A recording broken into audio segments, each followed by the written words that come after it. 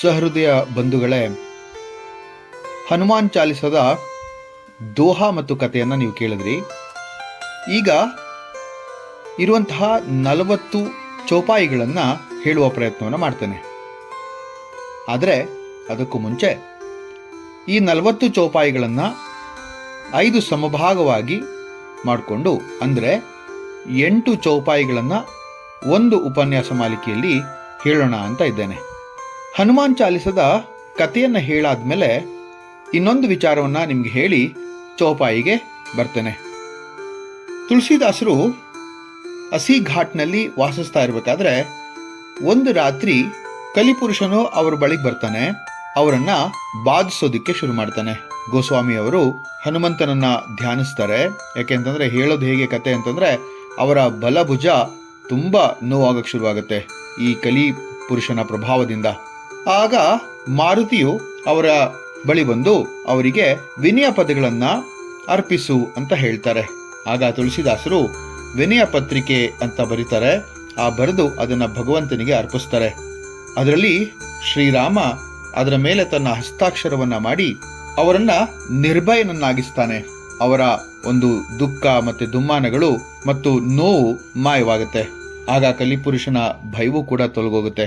ಹೇಳೋದು ಹೇಗೆ ಅಂತಂದ್ರೆ, ವಿನಯ ಪತ್ರಿಕೆ ಅನ್ನುವಂತಹ ಒಂದು ವಿಚಾರದಲ್ಲಿ ಭಗವಾನ್ ಶ್ರೀರಾಮನ ದರ್ಶನವನ್ನ ಮಾಡಿಸಿದಂತಹ ಹನುಮಂತನನ್ನ ಕುರಿತಾಗಿ ಹೇಳುವಂತಹ ಬಹಳಷ್ಟು ವಿನಯ ಪದಗಳಿದೆ ಅಂತ ಹೇಳ್ತಾರೆ. ಈಗ ಚೌಪಾಯಿಗೆ ಮುಂದುವರಿಯೋಣ. ಮೊದಲು 8 ಚೌಪಾಯಿಗಳು ಹೀಗಿವೆ. ಜಯ ಹನುಮಾನ ಜ್ಞಾನ ಗುಣಸಾಗರ, ಜಯ ಕಪೀಶ ತಿಹ ಲೋಕ ಉಜಾಗರ, ರಾಮದೂತ ಅತುಲಿತ ಬಲಧಾಮ, ಅಂಜನಿ ಪುತ್ರ ಪವನ ಸುತ ನಾಮ, ಮಹಾವೀರ ವಿಕ್ರಮ ಬಜರಂಗಿ, ಕುಮತಿ ನಿವಾರ ಸುಮತಿಕೆ ಸಂಗಿ, ಕಂಚನ ವರ್ಣ ವಿರಾಜ ಸುವೇಶ, ಕಾನನ ಕುಂಡಲ ಕುಂಚಿತ ಕೇಶ, ಹಾತ ವಜ್ರ ಔಧ್ವಜ ವಿರಾಜೆ, ಕಾಂತೆ ಮೂಂಜ ಜನೇವು ಸಾಜೆ, ಶಂಕರ ಸುವನ ಕೇಸರಿ ನಂದನ, ತೇಜ ಪ್ರತಾಪ ಮಹಾಜಗವಂದನ, ವಿದ್ಯಾವಾನ ಗುಣಿ ಅತಿ ಚಾತುರ, ರಾಮ ಕಾಜು ಕರಿವೇಕೋ ಆತುರ. ಈ ಚೌಪಾಯಿಗಳ ಒಂದೊಂದನ್ನ, ಅದರ ಅರ್ಥವನ್ನ, ಅದರ ತಾತ್ಪರ್ಯವನ್ನ ತಿಳಿಯುವಂತ ಪ್ರಯತ್ನವನ್ನ ಮಾಡೋಣ. ಜಯ ಹನುಮಾನ ಜ್ಞಾನ ಗುಣಸಾಗರ, ಜಯ ಕಪೀಶ ತಿಹ ಲೋಕ ಉಜಾಗರ. ಜ್ಞಾನ ಮತ್ತು ಗುಣಗಳ ಸಾಗರವಾದ ಹನುಮಂತನಿಗೆ ಜಯವಾಗಲಿ. 3 ಲೋಕಗಳ ಪ್ರಸಿದ್ಧ ದೇವರಾದಂತಹ ಕಪಿರಾಜನಿಗೆ ಜಯ ಕಪೀಶ ತಿಹ ಲೋಕ ಉಜಾಗರ. ತಿಹು ಅಂತಂದ್ರೆ 3. ಈ 3 ಲೋಕವನ್ನ ಬೆಳಗಿದಂತಹ, 3 ಲೋಕಗಳಲ್ಲಿ ಪ್ರಚಲಿತನಾದಂತಹ ದೇವರಾದ ಹನುಮಂತನನ್ನ ಮಾರುತಿಗೆ ಜಯವಾಗಲಿ ಅಂತ ಹೇಳ್ತಾ ಇದ್ದಾರೆ. 2ನೆಯ ಚೌಪಾಯಿಯನ್ನು ನೋಡೋಣ. ರಾಮದೂತ ಅತುಲಿತ ಬಲಧಾಮ, ಅಂಜನಿ ಪುತ್ರ ಪವನ ಸುತ ನಾಮ. ರಾಮದೂತ ಅನನ್ಯ ಶಕ್ತಿ ಸಂಪತ್ತನ್ನ ಹೊಂದಿರುವಂತಹ ಅಂಜನಿ ಪುತ್ರ ಪವನ ಸುತನಾದಂತಹ ಮಾರುತಿಗೆ ಜಯವಾಗಲಿ. ನೀವು ಭಗವಾನ್ ಶ್ರೀರಾಮನ ದೂತರು, ಅಪ್ರತಿಮ ಶಕ್ತಿಯ ವಾಸಸ್ಥಾನ, ತಾಯಿ ಅಂಜನಿಯ ಮಗ ಮತ್ತು ವಾಯುವಿನ ಪುತ್ರ. ನೀವು ಇಂತಹ ನಾಮಾವಳಿಗಳನ್ನ ಹೊಂದಿರುವಂತಹವರು ತುಂಬಾ ಜನಪ್ರಿಯರಾಗಿದ್ದೀರಿ ಅಂತ. ರಾಮದೂತ ಅತುಲಿತ ಬಲಧಾಮ. ನೋಡಿ, ಅತುಲಿತವಾದಂತಹ ಬಲವನ್ನ ಉಳ್ಳಂತಹ ಅಂಜನಿ ಪುತ್ರನಾದಂತಹ ಪವನ ಸುತನಾದಂತಹ ತಮಗೆ ಬಂದಿರುವಂತಹ ಇಂತಹ ನಾಮಾವಳಿಗಳಿಂದ ನೀವು ಜನಪ್ರಿಯರಾಗಿದ್ದೀರಿ ಅಂತ. ಅಂಜನಿ ಪುತ್ರ ಅಂತ ಹೇಳಿದೆ. ನನ್ನ ಭಕ್ತ ಹನುಮಂತನ ಒಂದು ಉಪನ್ಯಾಸ ಮಾಲಿಕೆಯನ್ನ ಕೇಳಿ, ಅದರಲ್ಲಿ ಅಂಜನಿ ಪುತ್ರ ಪವನಸುತನ ಬಗ್ಗೆ ಬಹಳಷ್ಟನ್ನ ಹೇಳಿದ್ದೇನೆ. 3ನೆಯ ಒಂದು ಚೌಪಾಯಿ, ಮಹಾವೀರ ವಿಕ್ರಮ ಬಜರಂಗಿ, ಕುಮತಿ ನಿವಾರ ಸುಮತಿಕೆ ಸಂಗಿ. ಮಹಾವೀರ ವಿಕ್ರಮ ಬಜರಂಗಿ ಅಂತಂದ್ರು. ಮಹಾಶೂರ, ಬಲಶಾಲಿ, ದುಶ್ಶೀಲ್ಯತೆಗಳನ್ನ ಹೋಗಲಾಡಿಸಿ ಸುಶೀಲತೆಯ ಸಂಗತಿಯನ್ನ ಮಾಡುವಂತಹ, ಅಂದ್ರೆ ಹನುಮಂತ, ನೀವು ಧೀರ ಮತ್ತು ಕೆಚ್ಚೆದೆಯ ಹಗುರವಾದ ದೇಹವನ್ನು ಹೊಂದಿದ್ದೀರಿ.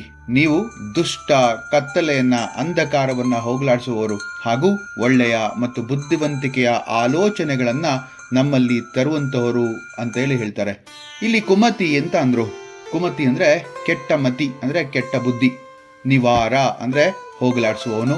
ಸುಮತಿ, ಈ ಕುಮತಿಗೆ ವಿರುದ್ಧವಾದಂತಹ ಪದ ಸುಮತಿ. ಸುಮತಿ ಅಂತಂದರೆ ಒಳ್ಳೆಯ ಮತಿ. ಆ ಒಳ್ಳೆಯ ಮತಿಯ ಸಾಂಗತ್ಯವನ್ನು ನಮಗೆ ತಂದುಕೊಡುವಂತಹ ಭಗವಂತನೇ ನಿನಗೆ ಜಯವಾಗಲಿ. ಕಂಚನ ವರ್ಣ ವಿರಾಜ ಸುಬೇಶ. ನೋಡಿ ಎಂಥ ಚೆನ್ನಾಗಿದೆ. ಇಲ್ಲಿ ಹನುಮಂತನ ಬಣ್ಣ ಚಿನ್ನದ ಹಾಗಿರುತ್ತೆ. ಅಂದರೆ ಕಂಚನ ಅಂದರೆ ಚಿನ್ನ.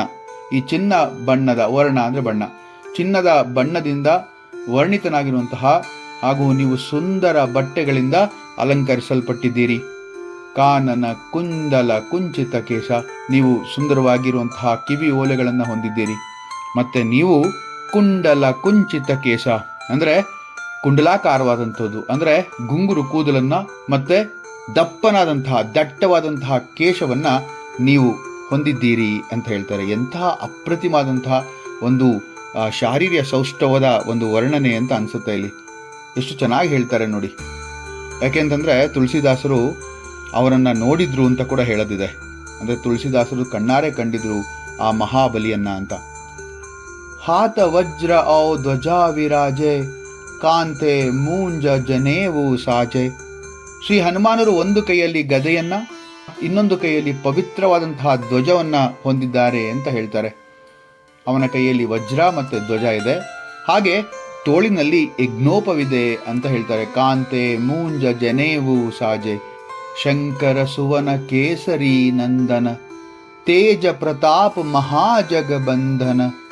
ಶಂಕರ ಸುವನ ಅಂದರೆ ಶಿವನ ಪುತ್ರ, ಕೇಶರಿ ಕುಮಾರ.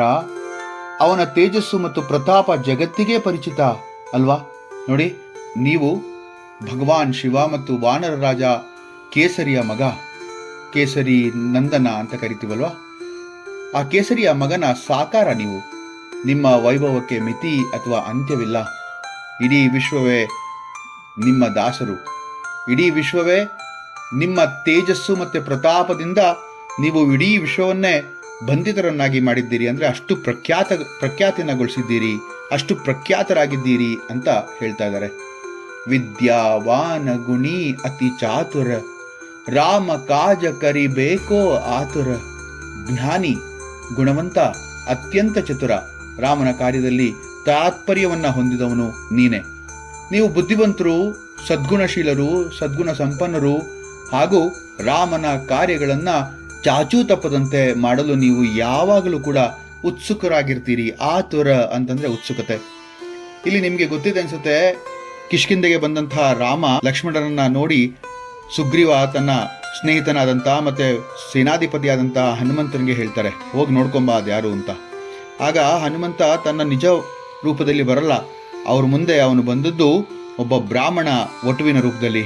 ರಾಮ ಆ ಬ್ರಾಹ್ಮಣನ ಒಂದು ವಾಕ್ಚಾತುರ್ಯ ಮತ್ತೆ ಆತನ ವಿದ್ವತ್ತನ್ನು ನೋಡಿ ಬೆರಗಾಗ್ತಾನೆ. ಆಗ ಕೇಳಿದಾಗ ತನ್ನನ್ನು ತಾನು ಗುರುತಿಸಿಕೊಂಡು ಪರಿಚಯಿಸಿದ್ದು ಹೀಗೆ, ನಾನು ತ್ರಿವೇದಿ, ಅಂದರೆ ನನಗೆ 3 ವೇದಗಳು ಬರುತ್ತೆ ಅಂತ. ಹೌದು, ಹನುಮಂತನು ಕೂಡ ಬಹಳ ಚತುರ ಮತ್ತೆ ವಿದ್ಯಾವಂತ, ಗುಣವಂತ, ಜ್ಞಾನಿ ಅಂತ ಹೇಳೋದು ಕೂಡ ಇದೆ. ಪ್ರಭು ಚರಿತ ಸುನು ಬೇಕೋ ರಸಿಯ ರಾಮ ಲಖನ ಸೀತಾ ಮನ ಬಸಿಯ. ಹನುಮಂತನು ರಾಮನ ಕಥೆಗಳನ್ನ ಕೇಳಲು ಆಸಕ್ತನಾಗಿದ್ದಾನೆ. ಯಾವಾಗಲೂ ಕೂಡ ಅಷ್ಟೇ, ರಾಮ, ಲಕ್ಷ್ಮಣ, ಸೀತೆಯ ಮನಸ್ಸಿನಲ್ಲಿ ಅವನು ಯಾವಾಗಲೂ ಕೂಡ ನೆಲೆಸಿದ್ದಾನೆ ಅಂತ. ಭಗವಾನ್ ರಾಮನ ಕಾರ್ಯಗಳು ಮತ್ತು ಚರಿತ್ರೆಯನ್ನು ಕೇಳಲು ಹನುಮಂತ ಯಾವಾಗಲೂ ಕೂಡ ಸಂತೋಷ ಪಡ್ತಾ ಇರ್ತಾನೆ. ಶ್ರೀರಾಮ, ತಾಯಿ ಸೀತೆ ಮತ್ತು ಲಕ್ಷ್ಮಣ ನಿಮ್ಮ ಹೃದಯದಲ್ಲಿ ಶಾಶ್ವತವಾಗಿ ನೆಲೆಯೂರಿದ್ದಾರೆ. ಪ್ರಭುವಿನ ಚರಿತ್ರೆಯನ್ನ ಕೇಳಲು ಯಾವಾಗಲೂ ಕೂಡ ಖುಷಿ ಪಡ್ತಾನೆ ಅಂತ ಹೇಳಿದ್ವಿ. ಹೌದು, ಈಗಲೂ ಕೂಡ ಹೇಳೋದಿದೆ, ಎಲ್ಲಿ ರಾಮ ಕಥೆ ಆಗುತ್ತೋ ಅಲ್ಲಿ ಹನುಮಂತ ಇರ್ತಾನೆ ಅಂತ. ಯತ್ರ ಯತ್ರ ರಘುನಾಥ ಕೀರ್ತನಂ ತತ್ರ ತತ್ರ ಕೃತಮಸ್ತಕಾಂಜಲಿಂ ಭಾಷ್ಪಾವಾರಿ ಪರಿಪೂರ್ಣ ಲೋಚನಂ ಮಾರುತಿಂ ನಮತಾಂ ರಾಕ್ಷಕಾಂತಕಂ ಅಂತ. ಇದನ್ನ ಯಾರು ಹೇಳಿದ್ರು ಅಂತ ಕೇಳಿದ್ರೆ ನೀವು ಬಹಳ ಆಶ್ಚರ್ಯ ಪಡ್ತೀರಿ. ಇದಕ್ಕೊಂದು ಕತೆ ಇದೆ. ಆ ಕಥೆಯನ್ನು ಹೇಳ್ಬಿಟ್ಟು ಮುಂದಿನ ಒಂದು ಚೌಪಾಯಿಯನ್ನ ಹೇಳ್ತೇನೆ. ತುಳಸಿದಾಸರು ರಾಮ ಕಥಾ ಪ್ರವಚನನ ಮಾಡಿ ಕಾಶಿಯಲ್ಲಿ ಪ್ರತಿನಿತ್ಯ ಸಂಧ್ಯಾ ವಂದನೆಯನ್ನು ಮುಗಿಸಿ ಆ ನೀರನ್ನು ಒಂದು ಅರಳಿ ಮರದ ಬುಡದಲ್ಲಿ ಎಸಿತಾ ಇರ್ತಾರೆ. ಆ ಮರದಲ್ಲಿದ್ದ ಬ್ರಹ್ಮ ರಾಕ್ಷಸನೊಬ್ಬ ಆ ಸಂಧ್ಯಾ ವಂದನೆಯ ನೀರಿನಿಂದಾಗಿ ಶಾಪ ವಿಮುಕ್ತನಾಗಿ ತುಳಸಿದಾಸರಿಗೆ ಕಾಣಿಸ್ಕೊಂಡು ಹೇಳ್ತಾನೆ, ಓ ಮಹಾತ್ಮರೇ, ನೀವು ಎರೆದ ತೀರ್ಥದಿಂದಾಗಿ ನಾನು ಶಾಪ ಮುಕ್ತನಾಗಿದ್ದೇನೆ. ನಾನು ನಿಮಗೇನಾದರೂ ಸಹಾಯ ಮಾಡಬೇಕಾದ್ರೆ ಹೇಳಿ ತಿಳಿಸಿ ಅಂತ ಕೇಳ್ತಾನೆ. ಆಗ ತುಳಸಿದಾಸರು ಹೇಳ್ತಾರೆ, ನನಗೆ ಶ್ರೀರಾಮನ ದರ್ಶನವಾಗುವಂತಹ ಉಪಾಯವನ್ನು ತಿಳಿಸು ಅಂತ. ಆಗ ಬ್ರಹ್ಮರಾಕ್ಷಸ ಹೇಳ್ತಾನೆ, ಅಂತಹ ಶಕ್ತಿ ನನಗಿಲ್ಲ ಸ್ವಾಮಿ, ಆದರೆ ರಾಮದರ್ಶನ ಮಾಡಿಸುವಂತಹ ದಾಸ ಶಿರೋಮಣಿ ಹನುಮಂತನಿಗೆ ನೀವು ಶರಣಾಗಿ ಗುರುವಿನ ಮೂಲಕವೇ ಹರಿಯನ್ನ ಕಾಣಬಹುದು, ಅವನು ಎಲ್ಲಿ ದೊರಕ್ತಾನೆ ಅಂತ ಹೇಳ್ತಾನೆ ಹನುಮಂತ ಅಂತ. ಆಗ ತುಳಸಿದಾಸರು ಕೇಳ್ತಾರೆ, ಆ ಹನುಮಂತನಾದ್ರೂ ಹುಡುಕೋದು ಹೇಗಪ್ಪ, ಎಲ್ಲಿ ದೊರಕ್ತಾನೆ ಅವನು ಅಂತ ಕೇಳಿದಾಗ ಆ ಬ್ರಹ್ಮರಾಕ್ಷಸನು ಹೀಗೆ ಹೇಳ್ತಾನೆ, ಯತ್ರ ಯತ್ರ ರಘುನಾಥ ಕೀರ್ತನಂ ತತ್ರ ತತ್ರ ಕೃತಮಸ್ತಕಾಂಜಲಿಂ ಭಾಷ್ಪಾವಾರಿ ಪರಿಪೂರ್ಣ ಲೋಚನಂ ಮಾರುತಿಂ ನಮತ ರಾಕ್ಷಕಾಂತಕಂ. ಎಂತಹ ಅದ್ಭುತವಾದಂತಹ ಒಂದು ವಿಚಾರ. ಈ ವಿಚಾರದಲ್ಲಿ ನಮ್ಗೆ ಅರ್ಥ ಆಗೋದೇನು ಅಂತಂದ್ರೆ, ಬ್ರಹ್ಮ ರಾಕ್ಷಸನು ಕೂಡ ಆ ಹನುಮಂತನ ಒಂದು ಆರಾಧಕ ಅಂದ್ರೆ ತಪ್ಪಾಗಲ್ಲ. ಈ ಚೌಪಾಯಿಗಳಲ್ಲಿ ನಾವು ನೋಡಿದ್ದೇನಪ್ಪ ಅಂತಂದ್ರೆ, ಅತಿ ಗುಣವಂತ, ಶಿವನ ಪುತ್ರ, ಕೇಸರಿ ನಂದನ, ಮಹಾ ಪ್ರತಾಪವುಳ್ಳಂತಹ, ತೇಜಸ್ಸುಳ್ಳಂತಹ ಭಗವಂತ ಹನುಮಂತನ ದರ್ಶನ, ಹನುಮಂತನ ಒಂದು ಆಶೀರ್ವಾದ ನಮ್ಮ ಮೇಲಿದ್ರೆ ನಮ್ಮ ಜನ್ಮವೇ ಪುನೀತ.